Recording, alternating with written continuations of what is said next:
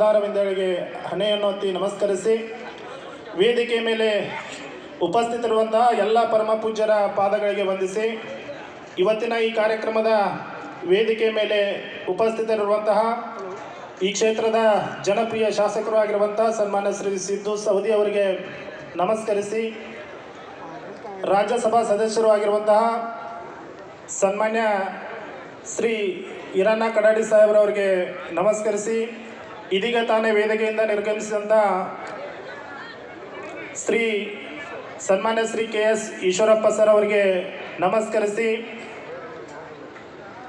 ಹಾಗೂ ಇವತ್ತಿನ ಈ ಕಾರ್ಯಕ್ರಮದ ಕೇಂದ್ರ ಬಿಂದುಗಳಾಗಿ ಈ ವೇದಿಕೆಯ ಮುಂಭಾಗದಲ್ಲಿ ಇರುವಂತಹ ಎಲ್ಲ ಮಾಜಿ ಸೈನಿಕ ಬಂಧುಗಳಿಗೆ, ರೈತ ಬಂಧುಗಳಿಗೆ, ತಾಯಂದಿರಿಗೆ, ಅಕ್ಕ ತಂಗಿಯರಿಗೆ, ಅಣ್ಣಂದ ಬಂಧುಗಳಿಗೆ ನನ್ನ ಪ್ರೀತಿಪೂರ್ವಕ ನಮಸ್ಕಾರಗಳು.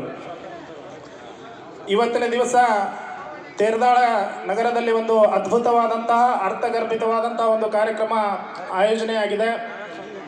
ಅದು ಶ್ರೀ ಅಲ್ಲಮ ಪ್ರಭು ದೇವರವರ ನೂತನ ದೇವಸ್ಥಾನದ ಉದ್ಘಾಟನಾ ಸಮಾರಂಭದ ಸಮಯದಲ್ಲಿ ರೈತರು ಮತ್ತು ಅದ್ಭುತವಾದಂತಹ ಕಾರ್ಯಕ್ರಮವನ್ನು, ನಮ್ಮ ಸಂಸ್ಕೃತಿಯ ಪ್ರತೀಕವಾದಂತಹ ಕಾರ್ಯಕ್ರಮವನ್ನು ಆಯೋಜನೆ ಮಾಡಿದಂತಹ ತೇರದಾಳದ ಚಪ್ಪಾಳೆ ತಟ್ಟುವುದರ ಮೂಲಕ ಅವರಿಗೆ ಕೃತಜ್ಞತೆಗಳನ್ನು ತಿಳಿಸಬೇಕಂತೇಳಿ ನಾನು ವಿನಂತಿಯನ್ನು ಮಾಡ್ಕೊಳ್ತೀನಿ.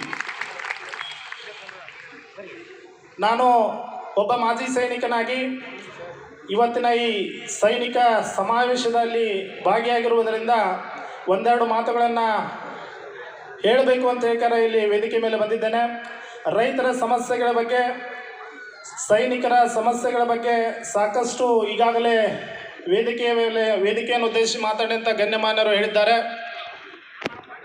ಇವತ್ತು ಸೈನಿಕರು ಮತ್ತು ರೈತರು ಇಬ್ಬರೂ ಕೂಡ ದೇಶದ ಬೆನ್ನೆಲುಬು ಅಂತ ಹೇಳ್ತೀವಿ. ಆ ಎರಡೂ ದೇಶದ ಬೆನ್ನೆಲುಬು ಈ ಒಂದೇ ವೇದಿಕೆಯಲ್ಲಿ ಇರುವುದು ಇನ್ನೂ ಅಪರೂಪ. ಈಗ ಒಮ್ಮೆ ಈ ಎರಡೂ ದೇಶದ ಎರಡೂ ಬೆನ್ನೆಲುಬುಗಳು ಒಮ್ಮೆ ಜೋರಾಗಿ ಭಾರತ ಮಾತೆಯನ್ನು ಜಯಘೋಷ ಹಾಕೋದ್ರ ಮೂಲಕ ಇನ್ನೊಮ್ಮೆ ನಾವೆಲ್ಲರೂ ಈ ಕಾರ್ಯಕ್ರಮಕ್ಕೆ ಇನ್ನೊಂದು ಹುರುಪನ್ನು ತುಂಬೋಣ ಅಂತೇಳಿ ನಾನು ಕೇಳ್ಕೊಳ್ತೀನಿ. ಬೋಲೋ ಭಾರತ್ ಮಾತಾ ಕಿ, ಬೋಲೋ ಭಾರತ್ ಮಾತಾ ಕಿ. ನಮ್ಮ ಸೈನಿಕರದಷ್ಟೇ ಆವಾಜ್ ಕೇಳತ್ರಿ, ಇದ್ರಾಗ ರೈತರು ಯಾರು ಕೇಳವ.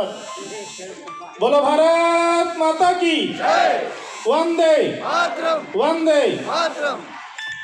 ಇವತ್ತು ನಮ್ಮ ದೇಶದಲ್ಲಿ ರೈತರ ಪರಿಸ್ಥಿತಿ ಹೇಗಾಗಿದೆ ಅಂತಂದ್ರೆ, ಎಲ್ಲರೂ ಕೂಡ ರೈತರ ಸಮಸ್ಯೆಗಳನ್ನು ಕೂಗಾಡಿ ಹೋರಾಡಿ ನಾವು ಇವತ್ತು ನಮ್ಮ ಸರ್ಕಾರಗಳ ಮುಂದೆ, ನಮ್ಮ ಜನಪ್ರತಿನಿಧಿಗಳ ಮುಂದೆ ನಾವು ಹೇಳ್ಕೊಳ್ತೀವಿ.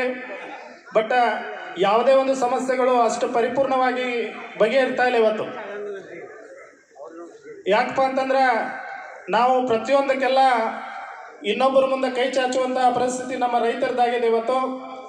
ಈ ಒಂದು ಪರಿಸ್ಥಿತಿಯಿಂದ ನಾವು ಹೊರಗೆ ಬರಬೇಕಾದ್ರೆ ಹೊಸ ವಿಧಾನದ ಕೃಷಿಯನ್ನು ನಾವು ಇವತ್ತು ಅಳವಡಿಸ್ಕೊಳ್ಬೇಕಾಗಿದೆ. ಅದರಲ್ಲಿ ವಿಶೇಷವಾಗಿ ಇವತ್ತು ಕನ್ನೇರಿ ಮಠದ ಪೂಜ್ಯರು ಇಲ್ಲಿ ಉಪಸ್ಥಿತರಿದ್ದಾರೆ.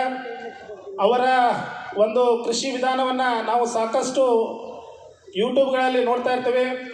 ಅವರು ನಡೆಸಿಕೊಂಡು ಹೋಗುತ್ತಿರುವಂತಹ ಕೃಷಿಯನ್ನು ನಾವೆಲ್ಲರೂ ರೈತರು ಅಳವಡಿಸಿಕೊಂಡು ನಮ್ಮ ಕೃಷಿಯನ್ನು ಮುಂದುವರಿಸಿದ್ದೆ ಆದರೆ ನಮ್ಮ ಎಲ್ಲ ಸಂಕಷ್ಟದಲ್ಲಿರುವಂತಹ ರೈತರು ಒಂದು ಒಳ್ಳೆಯ ಜೀವನವನ್ನು ಕಂಡುಕೊಳ್ಳೋದ್ರಲ್ಲಿ ಯಾವುದೇ ಸಂಶಯವಿಲ್ಲ ಅನ್ನೋಂಥ ಮಾತನ್ನು ನಾನು ಹೇಳ್ತೀನಿ ಇವತ್ತು. ಇನ್ನು ನಮ್ಮ ಸೈನಿಕರ ಬಗ್ಗೆ ಒಂದೆರಡು ಮಾತುಗಳನ್ನು ಹೇಳಬೇಕಂತಂದ್ರೆ, ನಮ್ಮ ಸೈನಿಕ ಸಮುದಾಯ, ಸೈನಿಕರು ಸೇವೆಯಲ್ಲಿರುವಾಗ ಯಾವ ರೀತಿಯಾದಂಥ ಸಂದರ್ಭಗಳನ್ನು, ಯಾವ ರೀತಿಯಾದಂಥ ಪರಿಸ್ಥಿತಿಗಳನ್ನು ಎದುರಿಸ್ತಾರೆ ಅನ್ನುವಂಥದ್ದನ್ನು ಈಗಾಗಲೇ ಮಾತಾಡಿದಂಥ ರಾಜ್ಯಸಭಾ ಸದಸ್ಯರಾಗಿರುವಂಥ ಸನ್ಮಾನ್ಯ ಶ್ರೀ ಈರಣ್ಣ ಕಡಾಡಿ ಸಾಹೇಬ್ರವರು ಹೇಳಿದ್ದಾರೆ. ದೇಶದ ಸೇವೆಯಲ್ಲಿರುವಾಗ ಸಾಕಷ್ಟು ಕಷ್ಟಗಳನ್ನು ಅನುಭವಿಸಿ ವಿಪರೀತ ಪರಿಸ್ಥಿತಿಗಳಲ್ಲಿ ನಾವು ಸೇವೆಯನ್ನು ಮಾಡಿ ನಿವೃತ್ತರಾದ ನಂತರ ಕೂಡ ನಮ್ಮ ಹಲವಾರು ಸಮಸ್ಯೆಗಳಿರ್ತವೆ. ಆ ಎಲ್ಲ ಸಮಸ್ಯೆಗಳನ್ನು ನಾವು ಸರಿದೂಗಿಸ್ಕೊಳ್ಳಲು ಈಗಾಗಲೇ ನಾವು ಸಂಘಟಿತರಾಗ್ತಾ ಇದ್ದೀವಿ. ನಾವು ಸಂಘಟನೆಗಳನ್ನ ಕಟ್ಟಿಕೊಂಡು ನಮ್ಮ ಧ್ವನಿಯನ್ನು ನಾವು ಗಟ್ಟಿ ಮಾಡಬೇಕಂತೇಳಿ ಈ ಕಳೆದ 5-6 ವರ್ಷಗಳಿಂದ ಸನ್ಮಾನ್ಯ ನರೇಂದ್ರ ಮೋದಿ ಅವರು ಪ್ರಧಾನಿ ಆದಾಗಿಂತ ನಮ್ಮ ಸೈನಿಕರ ಕೂಗು ಗಟ್ಟಿಯಾಗಿದೆ. ಈ ಸೈನಿಕರಿಗೆ ಇತ್ತೀಚೆಗೆ ಸಿಗುತ್ತಿರುವಂಥ ಗೌರವಕ್ಕೆ, ಇತ್ತೀಚೆಗೆ ಸಿಗುತ್ತಿರುವಂಥ ನಮ್ಮ ಧ್ವನಿಯಾಗಿ ನಿಲ್ಲುತ್ತಿರುವಂತಹ ಸನ್ಮಾನ್ಯ ಶ್ರೀ ನರೇಂದ್ರ ಮೋದಿ ಅವರು ಅದಕ್ಕೆ ಧ್ವನಿಯಾಗಿ ನಿಲ್ತಾ ಇದ್ದಾರೆ. ಕೇಂದ್ರದಲ್ಲಿ ಸೈನಿಕರಿಗೆ ಬೇಕಾಗಿರುವಂತಹ ಎಲ್ಲ ವ್ಯವಸ್ಥೆಗಳನ್ನು ಅವರು ಚಾಚು ತಪ್ಪದೆ ನೀಡ್ತಾ